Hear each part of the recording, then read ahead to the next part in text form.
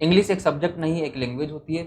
तो English grammar के topics को पढ़ने का कोई भी फिक्स सीक्वेंस नहीं होता। हम किसी भी टॉपिक से शुरुआत कर सकते हैं, लेकिन फिर भी अगर हम सिस्टमेटिक तरीके से इंग्लिश ग्रामर को पढ़ते हैं तो हमें सब कुछ समझ में भी आता है और हर एक क्वेश्चन हम सोल्व कर पाते हैं। इंग्लिश ग्रामर को पढ़ने का सबसे बेस्ट तरीका होता है कि उसको कम से कम हम 2 बार पढ़ें।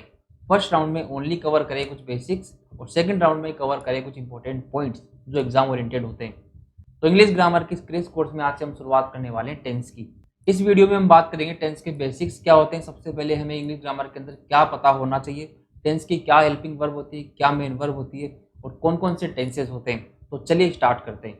अगर आप इस वीडियो को कंप्लीट देखते हैं तो हर एक टेंस के हेल्पिंग वर्ब, मेन वर्ब और सेंटेंस के स्ट्रक्चर आपके क्लियर हो जाएंगे और आगे आने वाले टॉपिक्स में आपको कोई प्रॉब्लम नहीं आएगी। तो चलिए शुरू से शुरू करते हैं। सबसे पहले हम देखते हैं टेंस क्या होते हैं। टेंस हमें बताते हैं टाइम ऑफ एक्शन, कोई काम किस टाइम पर हुआ। और हमने सबने पढ़ा हुआ है कि टेंसेस 3 टाइप के होते हैं, present, past and future. Present जो अभी चल रहा है, पास्ट जो बीत चुका, फ्यूचर जो आने वाला है। उसके बाद हम इन सभी टेंसेस में पढ़ते हैं 4 तरीके के इनके टाइप्स, इंडेफिनिट, कंटिन्यूअस, परफेक्ट और परफेक्ट कंटिन्यूअस। प्रेजेंट के भी यही 4 टाइप्स होंगे, पास्ट के भी यही होंगे और फ्यूचर के भी यही होंगे। तो अभी हम इन सभी टेंसेस का ओवरव्यू लेंगे, इनके हेल्पिंग वर्ब और मेन वर्ब की बात करेंगे। डिटेल में हम नहीं जाएंगे, इसलिए जो बताया जाए उस पर फोकस करेंगे तो आने वाली क्लास में आपको और अच्छे से क्लियर होगा। अब हम बात करते हैं इन सभी टेंसेस के अंदर हम 4 तरीके के सेंटेंस बेसिकली बनाते हैं, अफर्मेटिव, नेगेटिव, इंटरोगेटिव और इन दोनों को मिलाकर एक बनता है इंटरोगेटिव नेगेटिव। तो 4 तरीके के सेंटेंसेस का क्या स्ट्रक्चर होता है उसकी भी हम बात करेंगे। बेसिक आई होप आपको क्लियर होगा। चलिए अब आगे बढ़ते हैं। अब हम देखते हैं इन चारों तरीके के सेंटेंसेस को लिखने का स्ट्रक्चर क्या होता है, क्या पैटर्न हम फॉलो करते हैं। सबसे पहले हम देखते हैं अफर्मेटिव सेंटेंसेस किस तरीके से लिखे जाते हैं। अफर्मेटिव सेंटेंसेस चाहे कोई सा भी हो, सबसे पहले हम लिखते हैं सब्जेक्ट, उसके बाद हेल्पिंग वर्ब, उसके बाद मेन वर्ब, देन ऑब्जेक्ट या अदर वर्ड्स हम लिखते हैं। इन सबको आपको रटना नहीं है, सब चीज़ें अपने आप क्लियर होगी, अभी देखते हुए चलेंगे। अफर्मेटिव में क्या होता है, subject, helping verb, main verb and object या अदर वर्ड। नेगेटिव में हम क्या करते हैं, subject, helping verb, note, main verb and object.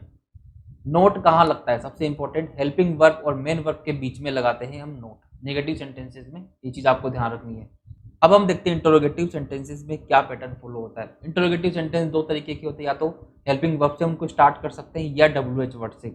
दोनों तरीकों की बात हम डिटेल में आगे करने वाले हैं। तो सबसे पहले हम लिखते हैं WH वर्ड, कोई भी WH वर्ड आता है, उसके बाद हेल्पिंग वर्ब, उसके बाद subject, main verb and object या अदर वर्ड, उसके बाद क्वेश्चन मार्क।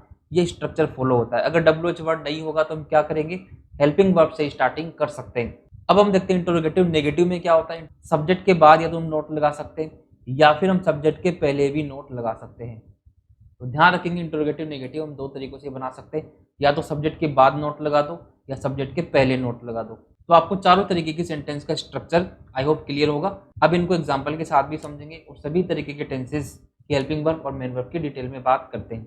तो चलिए पहले एग्जांपल्स देख लेते हैं चारों तरीके की सेंटेंसेस का।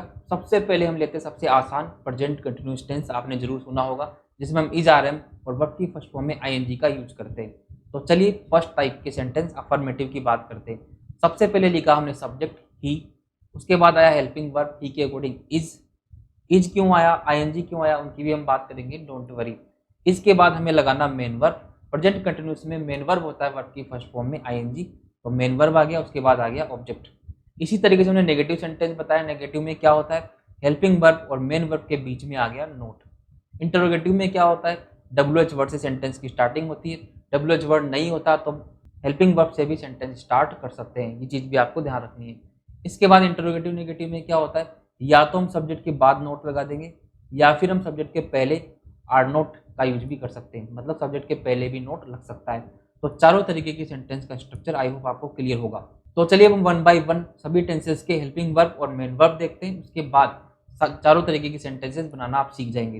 प्रेजेंट इंडेफिनिट में हम 2 तरीके से स्ट्रक्चर बनाते हैं। सबसे पहले अगर सिंगुलर सब्जेक्ट होता है या फिर होता है ही, सी, इट और कोई नाम, तो हम क्या करते हैं, इसके अलावा आई, वी, यू, दे और प्लूरल सब्जेक्ट के साथ किस स्ट्रक्चर का फॉलो करते हैं, चलिए बात करते हैं। अगर है आई, वी, यू, दे और प्लूरल सब्जेक्ट तो हम क्या करते हैं, अफर्मेटिव सेंटेंसेस में ओनली वर्ब की फर्स्ट फॉर्म आता है, हेल्पिंग वर्ब इसमें नहीं लगता है। जहां हेल्पिंग वर्ब नहीं होता वहां हेल्पिंग वर्ब हम नहीं लगाएंगे। उस केस में क्या होगा, सब्जेक्ट के डायरेक्ट बाद हम मेन वर्ब का यूज कर सकते हैं। उसके बाद क्या होता है, अगर नेगेटिव और इंटरोगेटिव है तो उसमें हेल्पिंग वर्ब होता है क्या, डू। और मेन वर्ब क्या होता है, वर्ब की फर्स्ट फॉर्म। और अगर सब्जेक्ट चेंज हो जाए, ही सी इट नेम और सिंगुलर सब्जेक्ट हो, तब हम क्या करेंगे, वर्ब की फर्स्ट फॉर्म में एस या ई एस लगाएंगे अफर्मेटिव के साथ।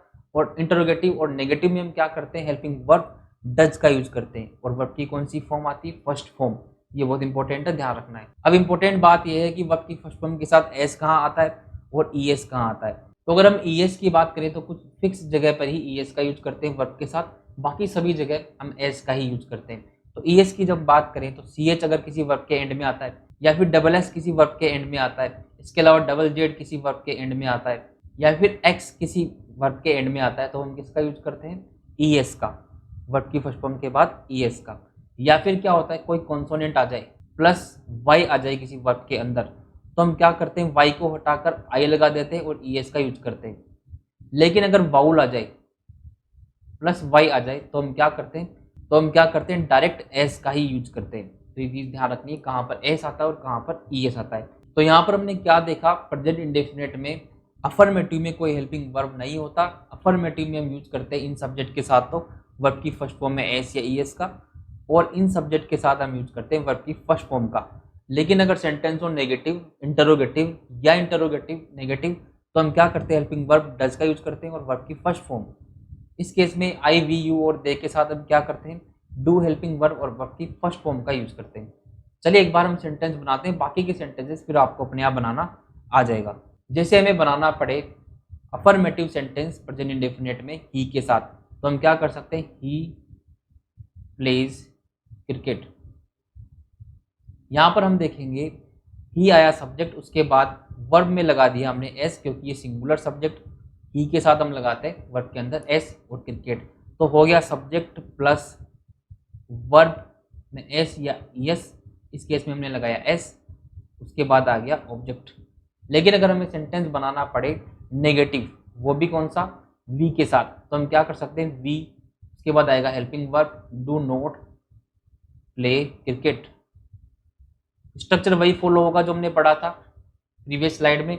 नेगेटिव में क्या होता है, subject helping verb not main verb and object. तो चलिए अब हम आगे बढ़ते हैं और सभी टेंसेस के हेल्पिंग वर्ब और मेन वर्ब पर फोकस करते हैं। सबसे पहले आपको इंग्लिश ग्रामर में सभी को याद करना है। तो प्रेजेंट कंटिन्यूस की बात करें, अगर सब्जेक्ट हो ही सी इट नेम और कोई सिंगुलर सब्जेक्ट, तो हम क्या करते हैं, अफर्मेटिव नेगेटिव इंटरोगेटिव कोई भी हो, हम किसका यूज करते हैं, इज प्लस वर्ब की फर्स्ट फॉर्म में आईएनजी का यूज करते हैं। तो हेल्पिंग वर्ब हो गया इज और मेन वर्ब हो गया वर्ब की फर्स्ट फॉर्म में आईएनजी।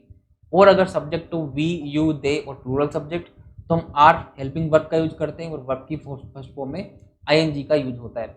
और आई के साथ क्या होता है, आई को स्पेशली आपको ध्यान रखना है, आई के साथ हेल्पिंग वर्ब एम का यूज होता है और वर्ब की फर्स्ट फॉर्म में आईएनजी का यूज करते हैं।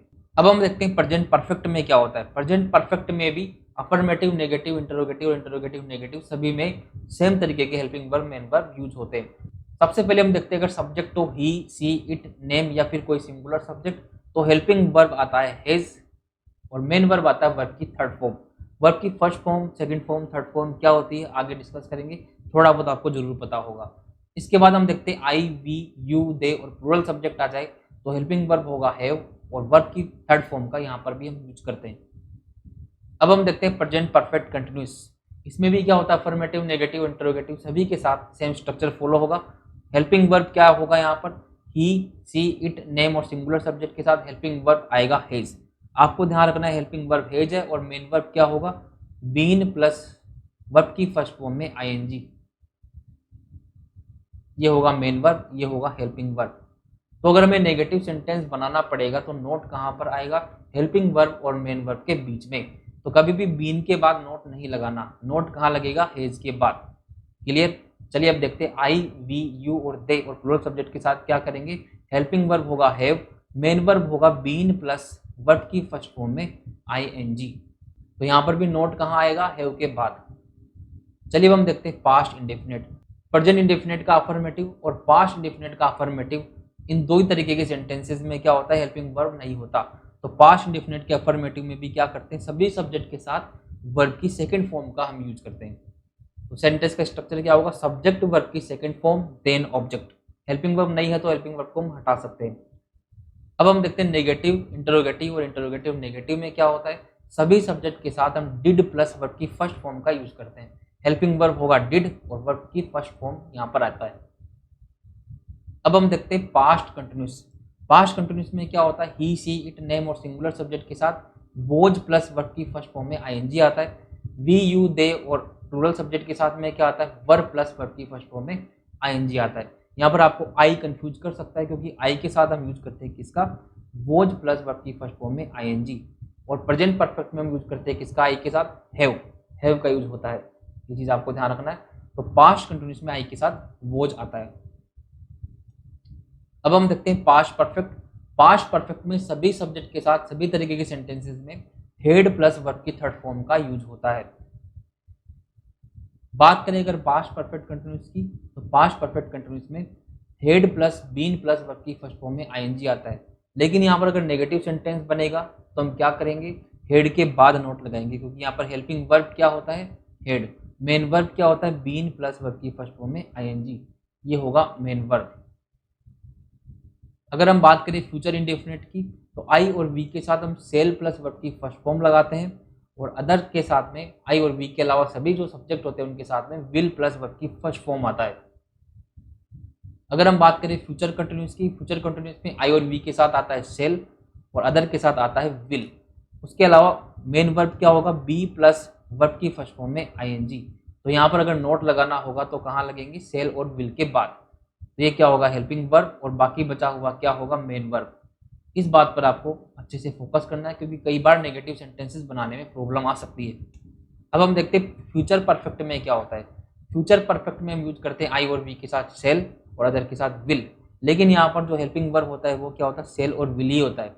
मेन वर्ब क्या होता है, हैव प्लस वर्ब की third form, have plus verb की थर्ड फॉर्म, ये होगा हमारा मेन वर्ब। तो नोट कहाँ लगेगा, सेल और विल के बाद। अब लास्ट टेंस जो है वो हम देखते हैं future perfect continuous. Future perfect continuous में क्या होता है, shall plus have plus been plus verb की फर्स्ट फॉर्म में आईएनजी का यूज होता है। लेकिन नोट कहाँ लगेगा, सेल के बाद और विल के बाद, क्योंकि बचा हुआ जो भी ये पार्ट है वो क्या होगा, मेन वर्ब होगा। इस बात पर आपको अच्छे से फोकस करना है। तो इस वीडियो में हमने बात की सभी तरीके के सेंटेंसेस का स्ट्रक्चर क्या होता है और सभी टाइप के टेंसेस में हेल्पिंग वर्ब मेन वर्ब क्या होता है। अब टेंस का एक सेकंड वीडियो आपको मिलेगा जिसके अंदर कुछ इंपॉर्टेंट पॉइंट्स टेंसेस के और कॉम्पिटिटिव एग्जाम्स के इंपॉर्टेंट कुछ क्वेश्चंस जो आते हैं उनको हम डिस्कस करने वाले हैं। तो सबसे पहले आपको इस क्लास को कंप्लीट करना है, तभी आप इंग्लिश ग्रामर के क्रैश कोर्स का बेनिफिट अच्छे से उठा पाएंगे। आगे आने वाली क्लासेस में इंग्लिश ग्रामर के सभी टॉपिक्स को हम इसी तरीके से कवर करेंगे। तो मिलते हैं नेक्स्ट वीडियो में। Thank you.